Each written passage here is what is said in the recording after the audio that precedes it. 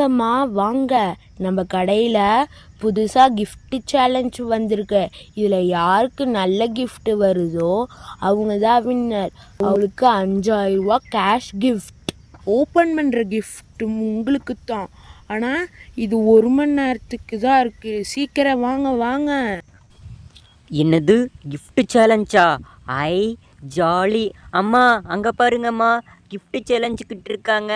5000 rupees price ஆமா, வாங்க. இந்த குட்டி gift பாக்ஸ் எவ்வளோங்க? அந்த மணி gift பாக்ஸ் எவ்வளோங்க?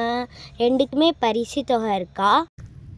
gift பாக்ஸ் 25 ரூபா, மணி பாக்ஸ் 50 ரூபா. நீங்கள் எது வேணாலும் எடுத்துக்கலாம்.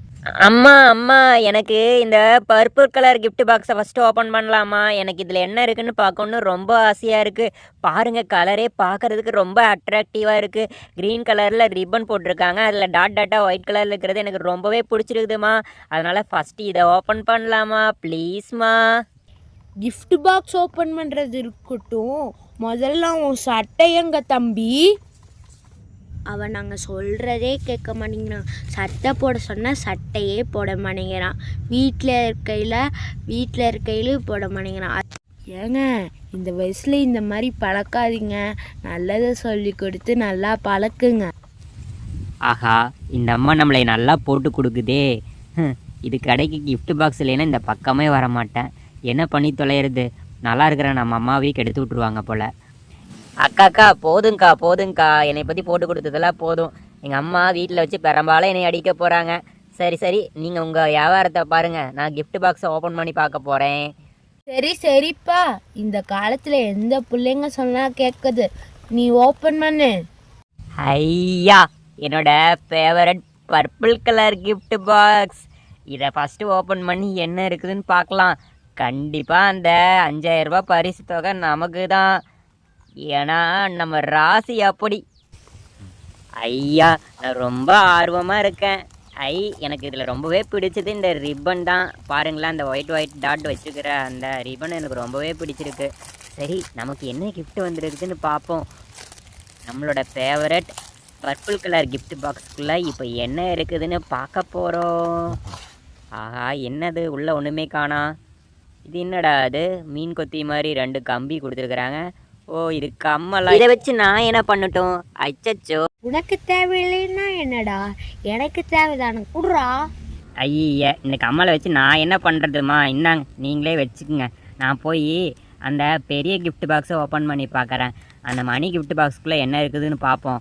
இதில் என்னமோ ரொம்ப கேவலமான பொருளாக வச்சுருக்குறாங்க. எனக்கு வேணாம்ப்பா. நான் போய் அந்த மணி gift பாக்ஸ் ஓப்பன் பண்ணுறேன். Wow, money box. நம்ம கம்மியான அமௌண்ட்லேருந்தே போவோம். 10 ரூபாய்க்குள்ளே என்ன இருக்குது அப்படின்னு பார்க்கலாம். என்னது, ஒரு விசில் வருது, orange colour. But orange colour எனக்கு பிடிக்காது, இருந்தாலும் ஓகே. என்னது, ஒரு பம்பரம் கொடுத்துருக்காங்க. இதை வச்சு என்ன பண்ணுறதுன்னு தெரியலையே. ஒரு சாக்லேட் ஒன்று கொடுத்துருக்காங்க. சரி, இது எப்படி சவுண்டு வருதுன்னு நம்ம ஊதி பார்த்தா தான் தெரியும். ஊதி பார்க்கலாம். இந்த சாக்லேட்டு 50 பைசா கூட தேராது. இதையெல்லாம் உள்ளே வச்சுருக்காங்க gift பாக்ஸுக்குள்ளே.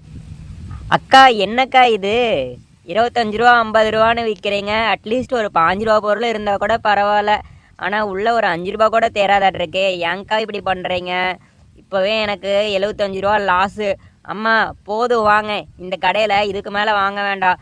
நம்ம ஆஃபர்னு நினச்சிட்டு 5000 ரூபாய்க்கு ஆசைப்பட்டு நம்மகிட்ட இருக்கிற 100 ரூபா 200 ரூபாய் தொலைச்சிடுவோம் போல். வாங்க, நம்ம வீட்டுக்கே போகலாம். ஒரு gift பாக்ஸு வேண்டாம். இந்த 75 ரூபாய்க்கு நம்ம உருப்படியாக ஒரு பொருள் வாங்கியிருந்தா கூட யூஸ் பண்ணியிருக்கலாம்.